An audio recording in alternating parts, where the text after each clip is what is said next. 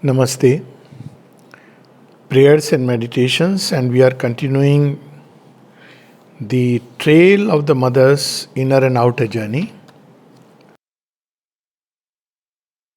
And today we'll read a prayer. We'll start with a prayer which she writes when she arrives at Pondicherry.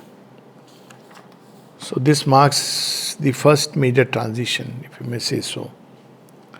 And as we can see that through the prayers, one gets a hint that in the beginning, though all the three streams, jnana, bhakti, and karma, that is knowledge, devotion, or love, there is a slight difference between the two.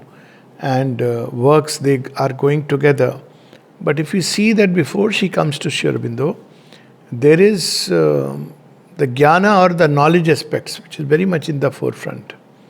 It is Maheshwari, the goddess of wisdom. She is showing us about life, about details, about rules, about how one should conduct one's affairs. All these things she is revealing.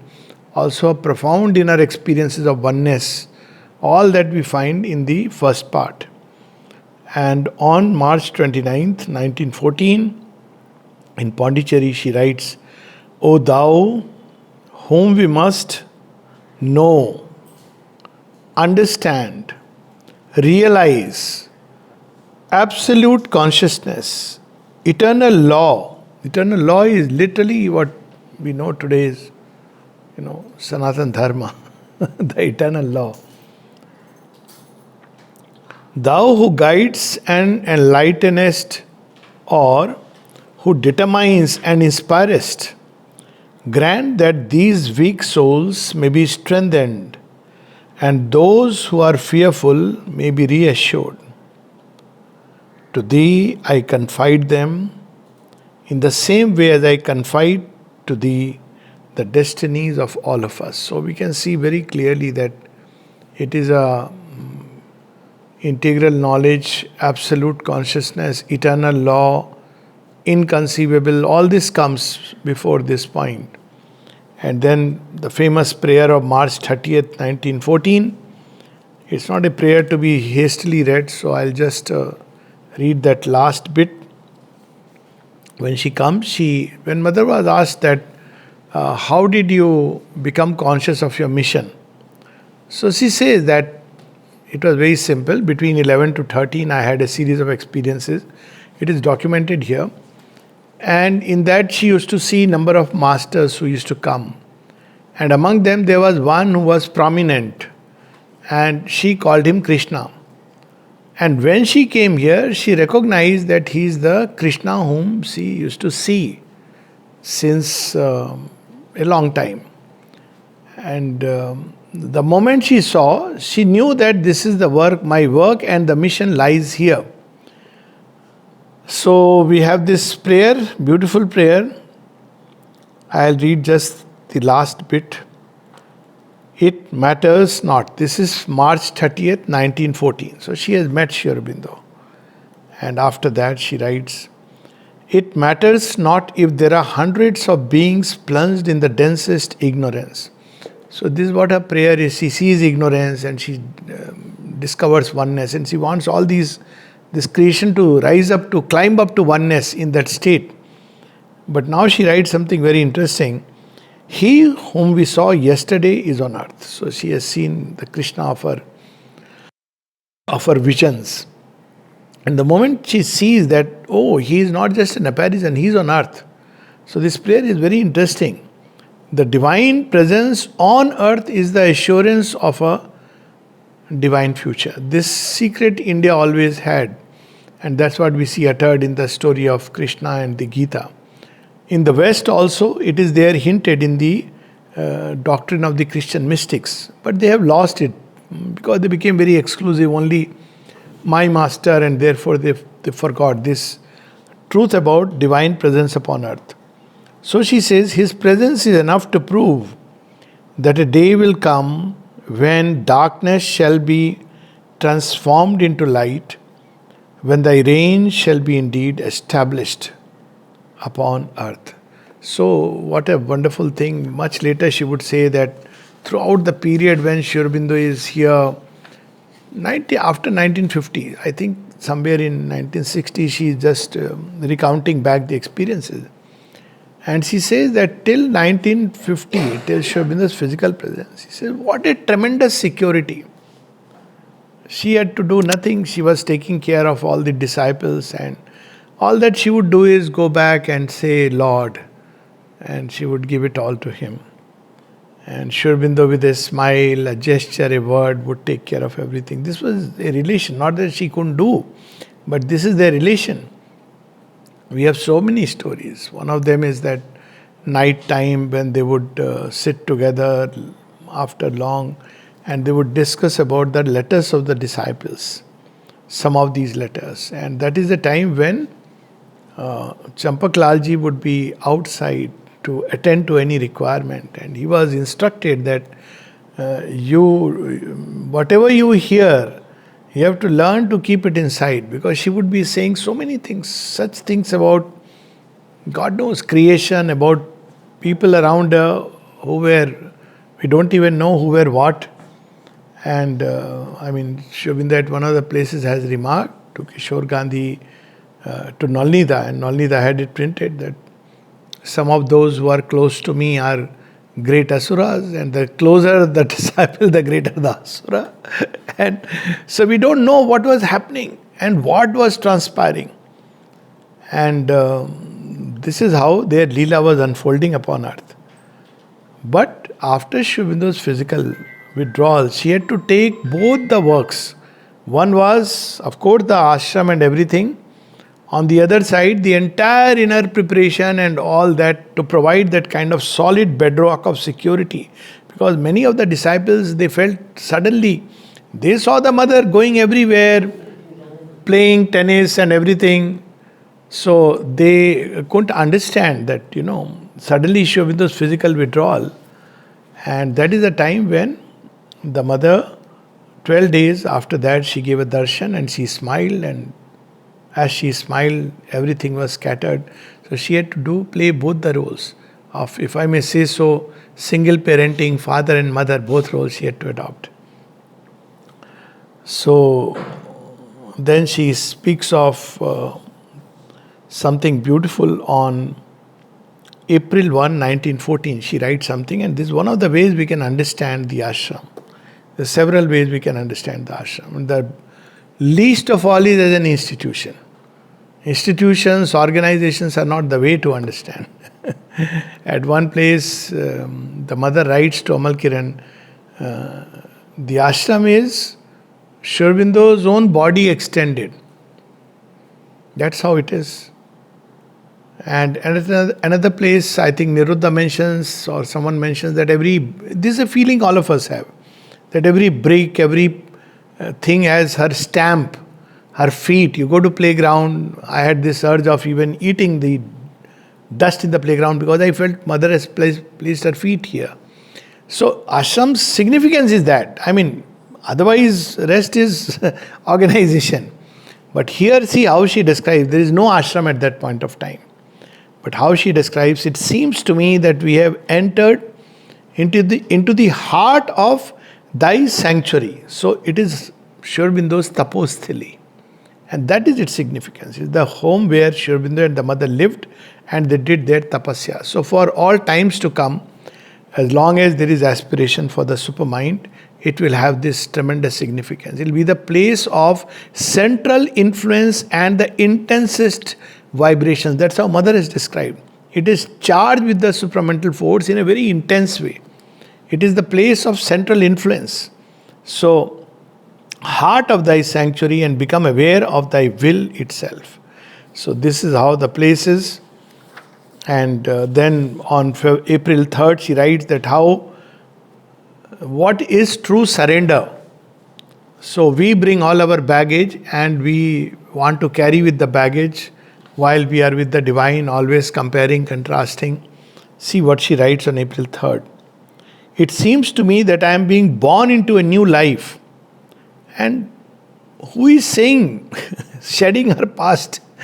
Someone who had realized the yoga of the Gita, the Kundalini yoga, the Raj yoga, the Buddhist yoga, occultism, all the 12 layers, this, with all these achievements, even with a fraction of this, people become great yogis. And they start making comment on anything and everything. Many times, even without anything, people make comments. But here is she who has realized all these things. And yet, she says, it seems to me that I am being born into a new life and that all the methods and habits of the past can no longer be of any use. It seems to me that what was once a result is now only a preparation. This is exactly what Sri Aurobindo says to Bharin, that whatever I realized before coming here, all the nirvana, the experience of the divine oneness, seeing the divine in everything, he says it was nothing but the touching of the outer helm of the Supreme. You can't imagine. So, this great capacity of renouncing even the great realizations and moving forward is what we see in the Mother and Sri Aurobindo. It's something tremendous. Otherwise, people have a realization and experience, they hold on to it and they feel very great about it. But they could just let it go for a greater future which is to come. That's what we will see constantly through the prayers. It seems to me that what was once a result is now only a preparation. I feel as if I had done nothing yet, as if I had not lived the spiritual life, as if I was only entering upon the way which leads to it. It seems to me that I know nothing, that I am capable of formulating anything, that all experiences yet to commence. It is as if I was stripped of all my past, of my errors as well as my conquests, as if all that had disappeared to give place to one newborn, whose whole existence has yet to take shape. Now, what is this newborn which has suddenly been born? What is she writing? It is the child of the new creation. And this we will see throughout her journey. So, this is the time we may say that after seeing him, after the two met each other, this child of the new creation is born in her. And this new creation has no past, it has no karma. She literally uses this word, whose whole existence has yet to take shape, who has no karma, no experience it can profit by, but no error either which it must repair. This is how she describes actually that the supramental being, it will have no karma. As it is going through action and life, it will incur no karma. And even in Savitri, much later, the Supreme asks her, says, you want the manifestation of the supermind upon earth. He doesn't use these words, but he says, it will disturb the whole link. Men will be like gods and there will be no bonds. Completely free, they will move. So it's going to disturb the balance of creation. And she says, yes, he's aware of this. So this, when she says, is like the new creation will be beyond all the past achievements so far. All the Rishi, Muni, Yogi, all that will, it's like you climb a peak, human peak, Mount Everest. From there you see the sun. It's very high when you compare to the earth. But imagine on the Mount Everest, you meet a child coming from the sun. Now, what is the difference? World of difference. Even the peak of the old creation, the overmind consciousness, is nothing compared to the new creation which is going to come. And Sri Aurobindo has hinted at it when somebody wrote a poem, Hail, O last Rishi. So Dilip Kumar Roy told him, I don't like this idea of last Rishi. Why won't there be Rishis anymore? So he says, well, in a way, who knows, because the age of Rishis will be replaced by the Superman, not exact word, but he says Superman is going to come. Superman is not, you can't put him in any category. That's why she has not used the word yogis, rishis, nothing. They have not used the word, they have just used the word Superman. Why? Because it doesn't fall in any of the categories. So this beautiful prayer just hints at it.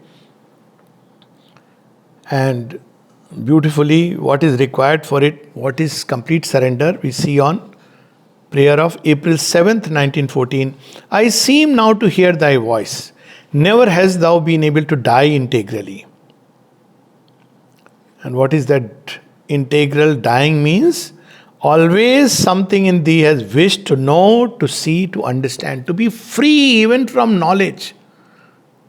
Even beyond avidya, vidya, but to be free beyond avidya and vidya both, from which knowledge has come and from which ignorance has come. And these states are described in Savitri. Beyond knowledge and ignorance, beyond being and non-being. There are states like that. She climbs to that. So this, as I said, up till now, we will see that knowledge, wisdom, all that is very prominent. Surrender completely. Learn how to disappear. Break the last dam which separates thee from me. Accomplish without reserve thy act of surrender. In that poem of Sri Aurobindo, one day we see it, a step and all is sky and God. So this is how it continues, and then she experiences all without limit, everything.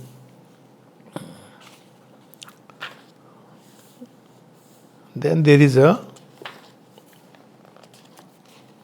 are many beautiful prayers, all of them, of course, but I'll just read one of them. So in this yoga, one of the things that is required is plasticity. So people often ask the mother that what kind of discipline should I follow? I think today also somebody posted that. Because in everywhere you have a set discipline. Every day morning you get up, 2 hours you sit, do this japa, do this meditation, do this puja.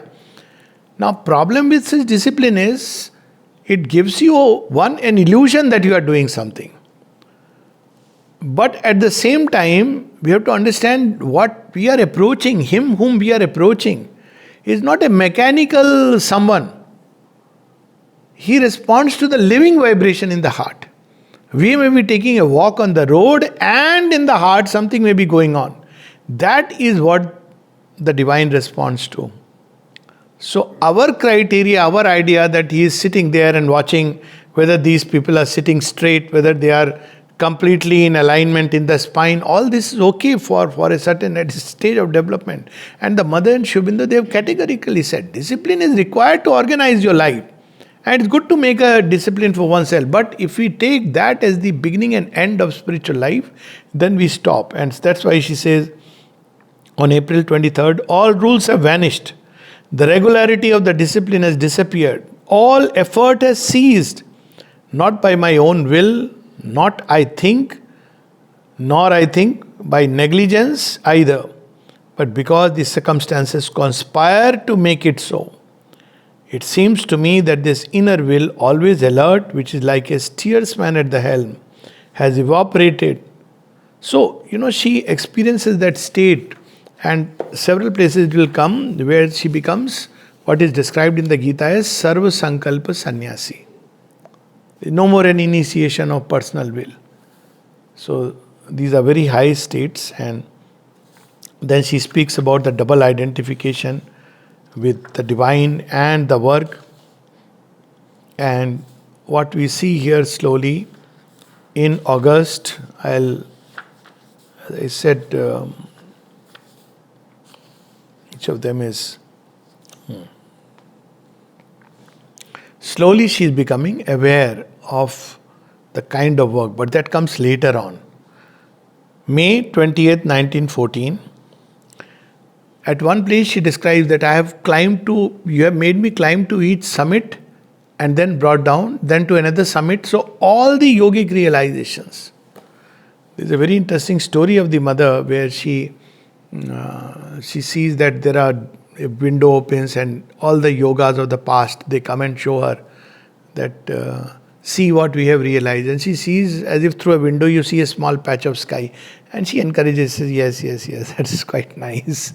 So she sees all of them.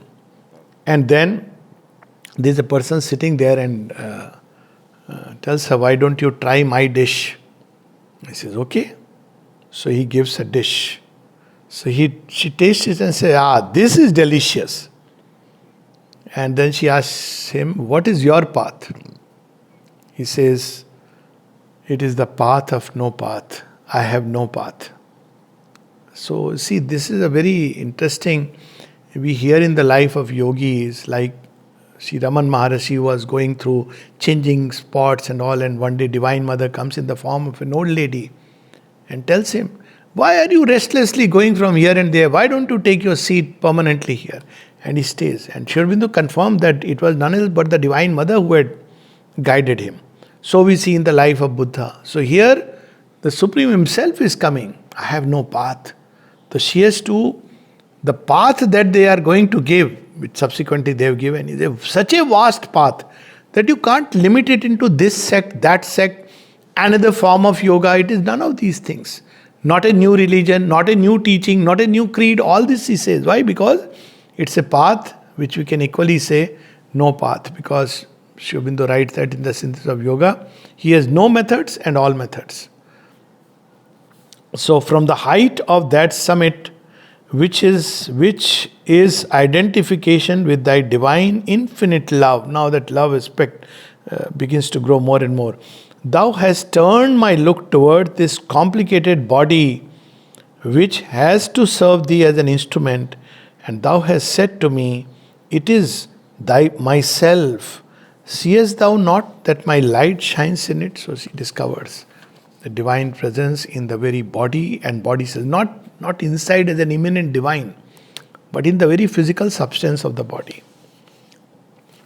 So there is one very powerful, I only indicate one of the very powerful meditations on love.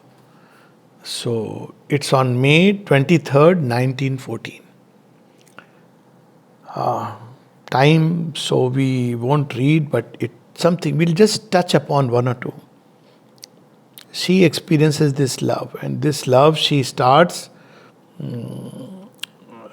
may the God in form who is manifesting in this aggregate be wholly molded of thy complete and sublime love. That love which is at once the source and the realization of all knowledge. Thy love become irresistible purity and constant energy. May this intermediary being made weak profit by its weakness to reconstitute itself with the elements which may be wholly molded of thy love. What a profound truth. And we see it in Mahalakshmi when Sri Aurobindo describes. She uses even our weaknesses. And one wonders, how is the Divine Mother using a weakness? See, people who are so-called strong people and mastered themselves, Mother says, they develop a profound ego. I am a master. I am, totally controlled. But the weak people, their one advantage, not that one should be weak, but the advantage is they are very malleable. And the Divine Mother uses that also to build perfection. Okay, this fellow I can mold, because he will agree and accept. But otherwise, persons who are very strong-willed apparently and who have completely, we have to do that, but not the way we understand. So she speaks about how this love, Mahalakshmi's love,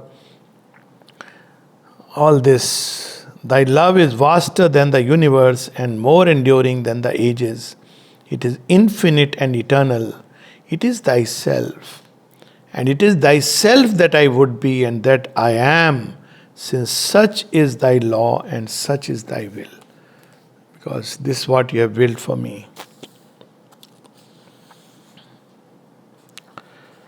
So, okay. So this May 25th, 1914, this is a prayer in identification with the earth. Several prayers are like that.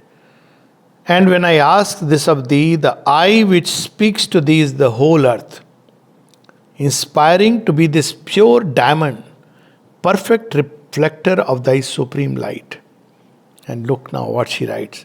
The hearts of all men beat in my heart. All their thoughts vibrate in my thoughts.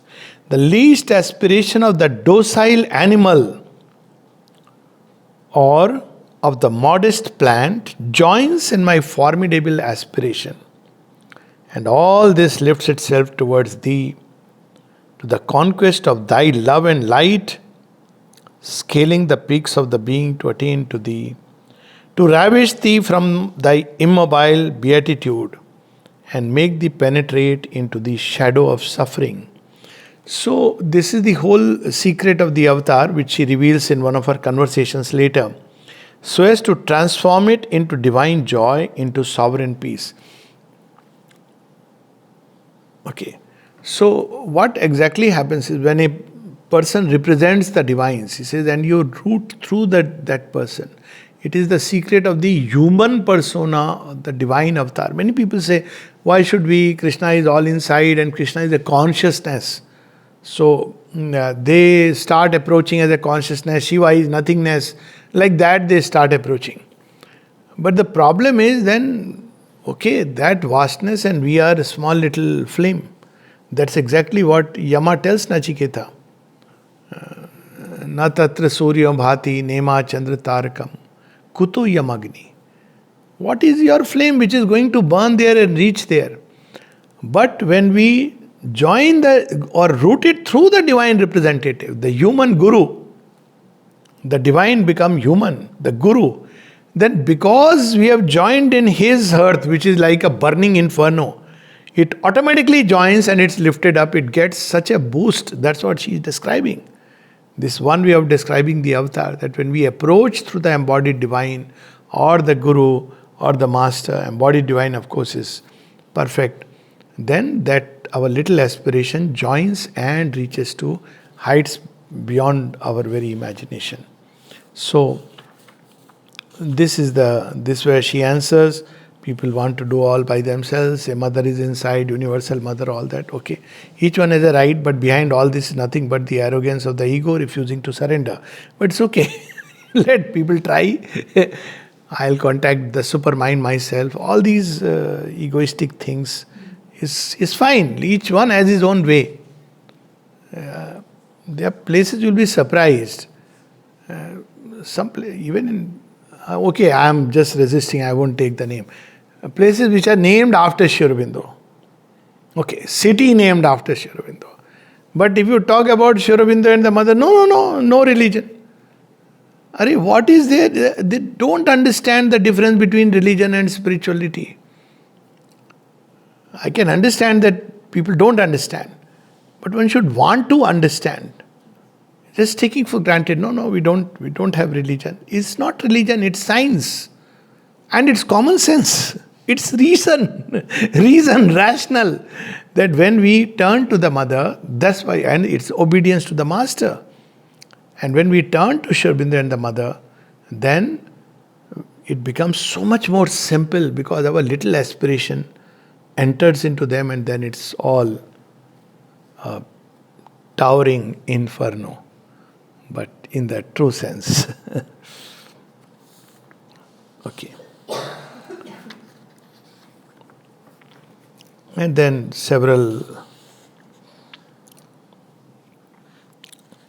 one prayer particularly which I want to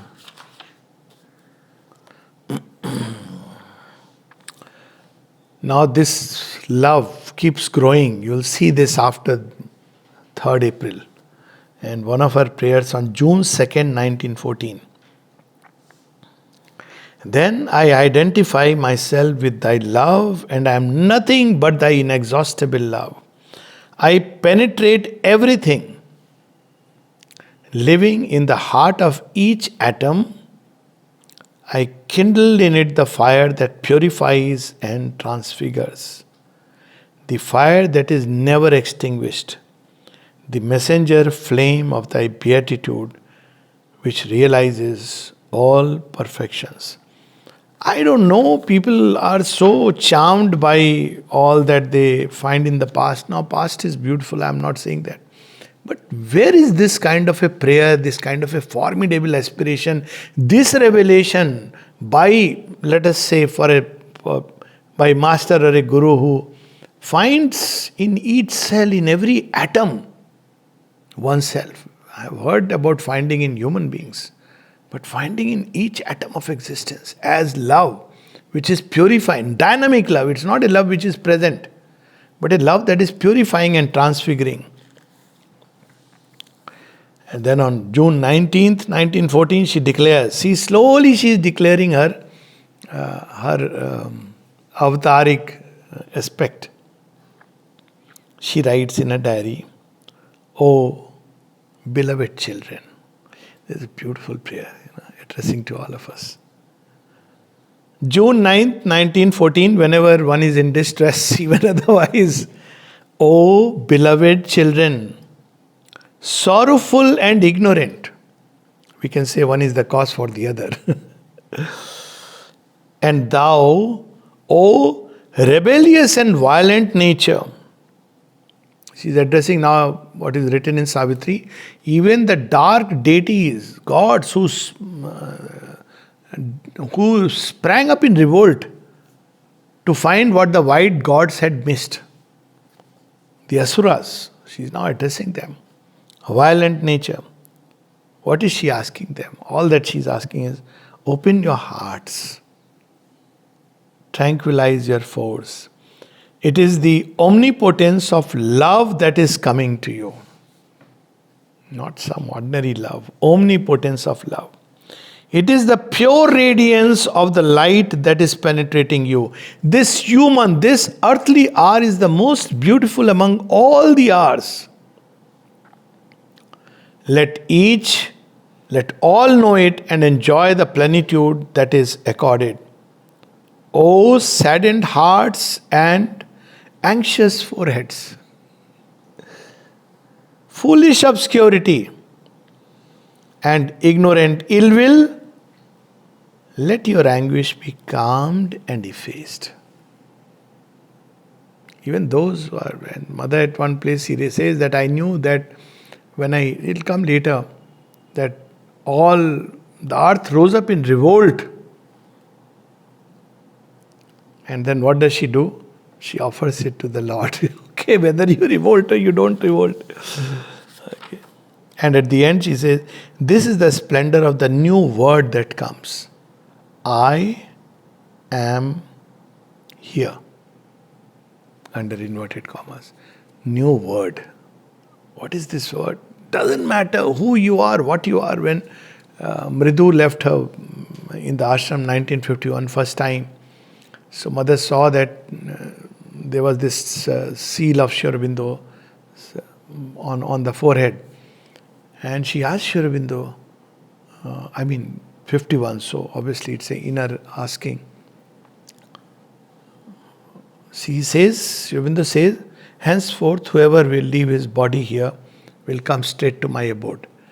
And the Mother says, in her being she says, she too, because she had a very violent, turbulent nature. And Sri Aurobindo says, regardless of the state of consciousness. And then she says, what a tremendous power. It doesn't matter who you are. See, we think so much, bad person, good person, I am this, that is too much importance. I am somebody. For divine, we are little children, babies. We give too much importance to ourselves. But for the divine, little babies, what he cannot do. So she says that rejoice because I am here. And of course, June 14th, 1914, she writes, it is a veritable work of creation we have to do to create new activities and new modes of being so that this force, already she has brought it with her, unknown to the earth till now, may manifest in its plenitude. Who says that supermind, supramental manifestation is 29th February 1956. She was harboring it. Just imagine. They were not making advertisement, we have the supermind mental force within us. They were harboring it, already applying it. She is writing this in 1914.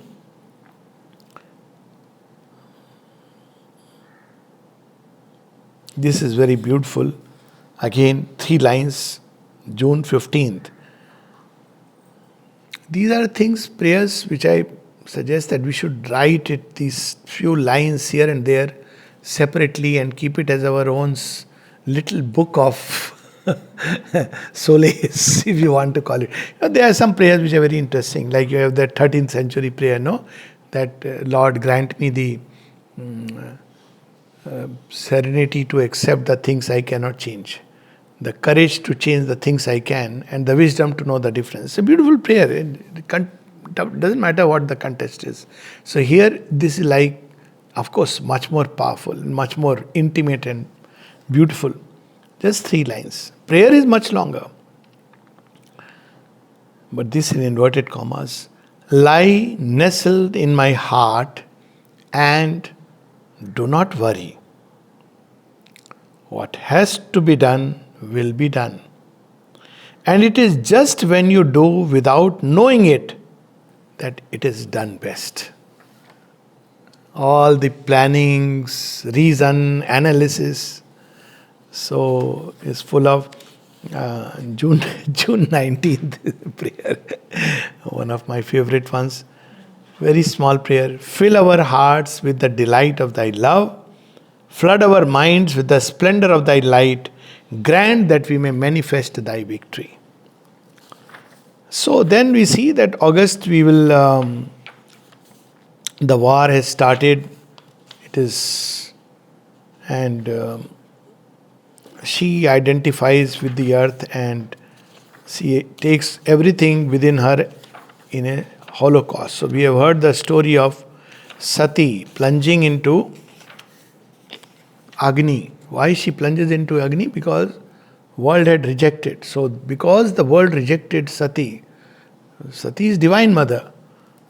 So world has rejected Sati and Shiva. So what is the result? What follows after that? Chaos and disorder. Shiva's gun, they are absolutely now no control thing. And they are let loose. And all kinds of confusion follows. So it is a very significant story, which is a Holocaust, but she describes about becoming a hearth in which she plunges into that sacrifice of the Divine Mother. There is another very interesting experience she describes. Again, we have heard about Jyotirling and, the column of light, and some people are Skand Mata as the column of light. Kapali Shastri ji saw her as a column of white light. But this is so true. She describes it as an experience in July 21st, 1940. Now, these were her records. She didn't want to publish them. But she had kept them in the drawer and Sri Aurobindo saw and she has published. So she is not wanting anybody to know about all this. Thank you, Sri Aurobindo. This is priceless treasure and we would have been deprived of this. There was no longer the body, no longer any sensation. There was only a column of light rising from the place where is ordinarily the base of the body, up to the place where is ordinarily the head, to form there a disk of light like that of the moon. Then from there the column went on rising up to very far above the head. Now see, Sahasrar we have heard, but this is going beyond Sahasrar, far above the head, to break into an immense sun, dazzling and multicolored, from which fell a rain of golden light covering the whole earth. And then she experiences the whole descent. But in the descent, where does it go? She describes head, throat, heart, middle of the belly, at the base of the spine, and still lower, at the height of the knees. The ascending and the descending currents joined together, and the circulation thus became in a way uninterrupted. And she further describes that slowly the consciousness descended again from stage to stage, and it comes back to the body. And she talks about even in the inconscient it goes. Now these, when Sri Aurobindo said that you have gone far beyond the experiences of the rishis of the Vedas and Upanishads. Now, nothing wrong in reading whatever we want to read, but it's like when you have the ultimate Kohinoor, what do you want after that? And then I spoke about World War, and where she says, August 5th, O Divine Master, accept the offering of my integral holocaust, so that thy work may be done and the time may not pass in vain. And this people have written about Second World War. They have not written much about the mother's participation in the First World War, where it was even physical. But that's for later. And she describes it as monstrous forces have swept down upon the earth like a hurricane. The dark and violent, powerful and blind, give us the force, O Lord, to illumine them. Thy splendor must burst forth on them, in them, everywhere, and transfigure their action. After their devastating passage, they must leave behind them a divine seed. See, this is what Rudra is meant to do. The violent forces that stoop down. And Rudra, within Rudra, there is the seed of Shiva. We'll have a new meaning of the word Rudraksh. It is the seed of Shiva that it carries within itself. But it is devastating because it will destroy many things which are old. The mother once advised also. She was not very keen that, she said, if you keep Rudraksh, you should keep also Tulsi beads. Because Rudraksh can be devastating. It's a genuine Rudraksh, of course. It's very rare to find that. Many you will get otherwise. And when it does that, it carries with. So, Vishnu has a calming effect. She has spoken of all these things. Okay. She takes earth in her arms and all that we see. And then finally, very interesting, now we see the growing identification with the Divine Mother. And that grows from September 1st. Constantly we will see that how she is becoming more and more one with the Divine Mother. Sri Aurobindo saw all this in a single glance. He had not read the diary then. Diary is much later. After she is living here, after the mother, all this is already there. Diary is published much later. First publication is 1941. So we can imagine all this he saw and he knew who she is. And she is writing September 1st, 1914, O Mother Divine, with what fervor, what ardent love I came to thee in thy deepest consciousness. And what does she hear? Turn toward those who have need of thy love. This is her command. And then September 4th, O Mother, sweet Mother, thou claspest all thy children to the vastness of thy breast, and thou envelopest them all with an equal love. I have become the purifying fire of thy love. And then September 6th, O Divine Mother, thy march is triumphal and uninterrupted. See, first time we will see Divine Mother now coming. September 1st onwards.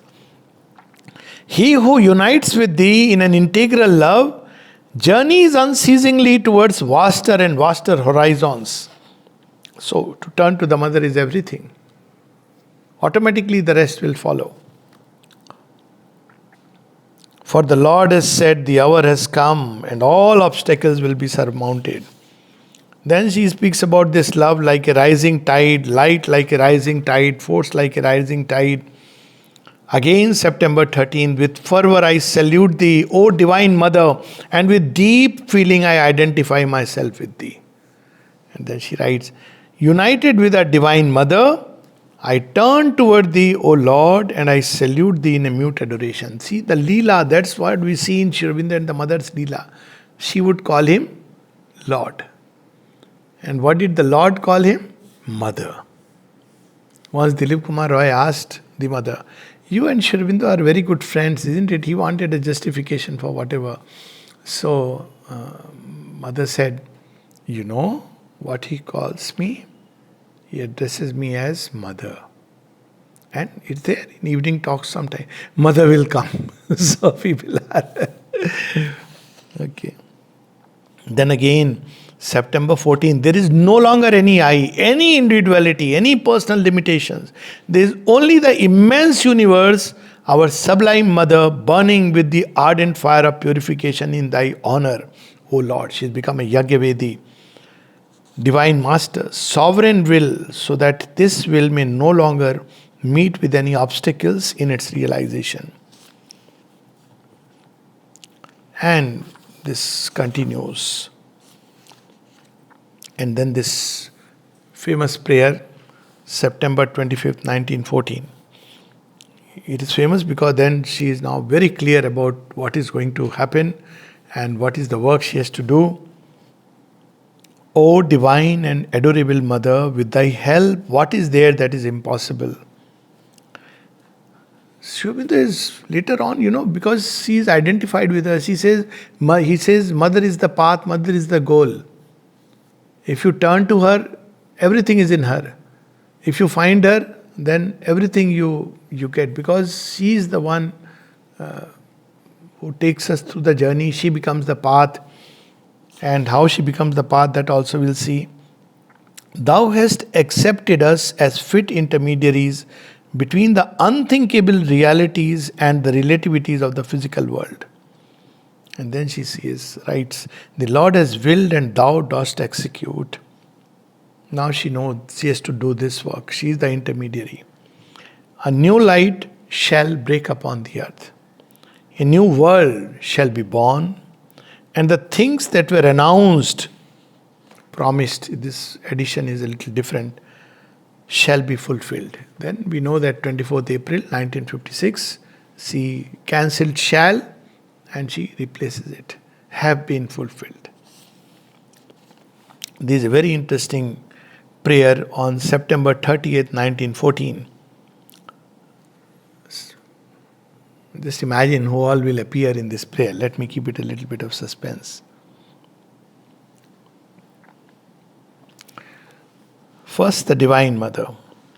Our Divine Mother is with us and has promised us identification with the Supreme and Total Consciousness. From the unfathomable depths to the most external world of sense. So, everything will become the Lord. And in all these domains, Agni assures us of the cooperation of his purifying flame. Indra is with us to perfect the illumination in our knowledge, and the divine Soma, Ananda, has transformed us into his infinite, sovereign, marvelous love that begets the supreme beatitudes. And this he speaks about, O splendid Agni, O Indra, but what goes beyond it? She writes, after all this, she writes few passages, O thou sublime love, to whom I have never given any other name, but who art so completely the essence of my being. So she is completely identified with that supreme mystery, or the greatest secret, as the mother would call it later on. And that greatest secret is love. So we'll... again it comes October 14th. Mother Divine, thou art with us. And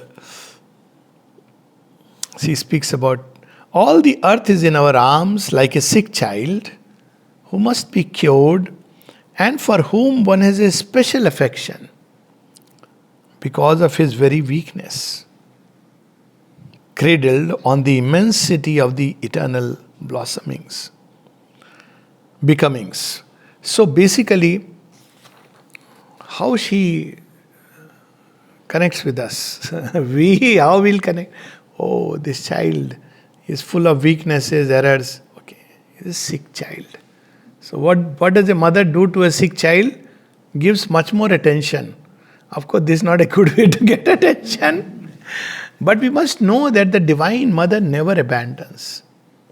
She doesn't say, oh, this is useless. All these human conceptions, mother said, mother strict disciplinarian, mother does not like, and mother said, don't use these words. Because she is that supreme love. If she abandons, nothing will even exist. Then she says, all this about identification with the mother, where she identifies with the double form of being and non-being and goes beyond it. So, even the Rig Veda ultimately talks about We had that famous Na Sadhya Sutra, that what was it before? So you can't describe, the gods don't know it. The mother's identity goes beyond both to something of which we can't say anything.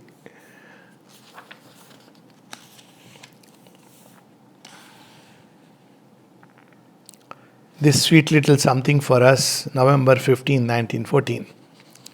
The only thing important is the goal to be attained, the way matters little.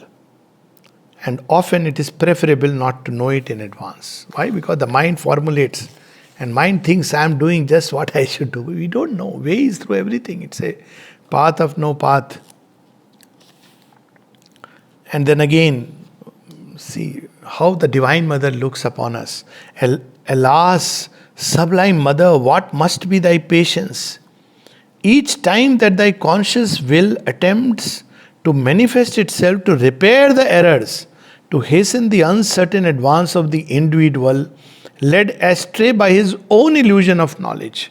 My effort, I am the one, no, I am doing the right thing, all this. How does she respond? To trace the sure path and furnish him with the strength to walk on it without stumbling. So when she repaired the error and once again puts him back on the path, how does the individual respond? Almost always he repels thee as a fastidious and ill-informed counselor. You don't know. I know it better. He is willing to love thee in theory with a vague and inconsistent love, but his proud mind refuses thee its confidence and prefers to wander alone rather than advance guided by thee.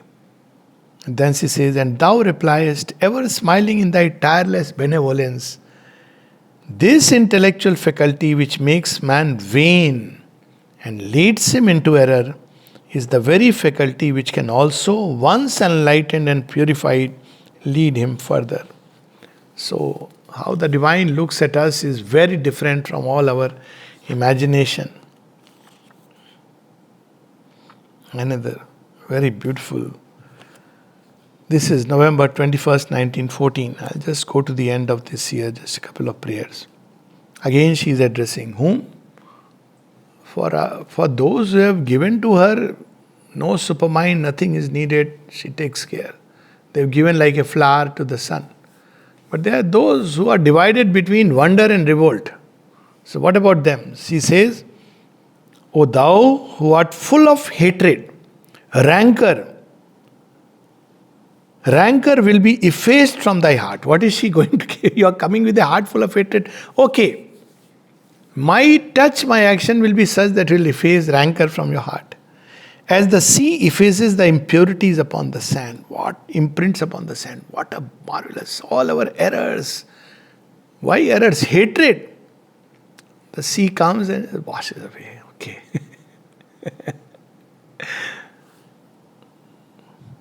You who feed on vengeance, peace will enter into your hearts. As it enters into the soul of the child rocked by its mother. For the divine universal mother has turned her regard upon the earth and blessed it. One last prayer we'll read in this series. Next we'll finish probably next time. This is December 22nd, 1914. This prayer is significant because mother is asking for something which seemed very strange. And Sri Aurobindo speaks of it in one of his letters. He says, you see, the mother bore upon herself all the problems and difficulties of her children. And he passingly mentions that once the mother asked for all worldly desires to enter into her. Normally, what do yogis ask? Oh, I want to be get rid. She's already rid of all this. She's free. So she asks, let all earthly desires assemble in me, O Lord, that thou mayest consider them, and thy will apply itself in a very precise, clear, and definitive to the least detail as well as to the whole. That's how she understands what is desire, how to work through the desire, what is to be fulfilled, what is not to be fulfilled, what is to be purified, everything, because she has accepted it. Now it is something very strange. We don't find anywhere in the history, at least I have not found anywhere, where all the desires are being invited. And of course all the suffering, we have seen that in First World War, to enter into this purifying flame. Thus the advent of the time expected will be hastened. The whole being exults in an intense joy and an unequaled plenitude. So we'll stop here. And we know that the mother left on February 22nd, 1915, because of the war, and she had to go. And then she goes through that anguish of going away from the Supreme Lord whom she has identified. She knows who He is. But what a perfect obedience. She says much later, if He would have once said, stay, she would have stayed. But Sri Aurobindo didn't say. And she didn't stay. And why I look at it this way, that because mother has gone, taken this, she left a psychic being here. And she went and fell sick because it was, she was wandering without the soul. Connected, but here. And then, every time I used to come from outside and stay and go, the feeling of you are going to lifeless world. But every time I used to remember what she has experienced, she has gone through this. She speaks of it as harsh solitude. A feeling that, is incomparable. Let me just, one line, so that we can start next time from a solitude, a harsh, intense solitude. And always this strong impression of having been flung headlong into an inferno of darkness. So you see, this is the sign when we find the divine, then going away from Him, separating from Him, after having found. When we have not found, we are enjoying life, we don't even know what we are missing. We go through sukh, dukh, pain, pleasure. But having found, having reached there, and then to go away, there is no greater suffering than that for the soul. That's why Sri Aurobindo uses the word in the mother. The sadhak is free at any moment to take back his surrender, provided he is willing to suffer the spiritual consequences. Materially, nothing may happen. You may prosper for all you know. But the spiritual consequences of that intense darkness that clouds us, ignorance that covers us, we feel very happy. Release from all that. But where the ego rejoices, be careful. Perhaps the soul is suffering. And the suffering soul is not the key. The key is a glad, happy march toward the divine. Okay, namaste.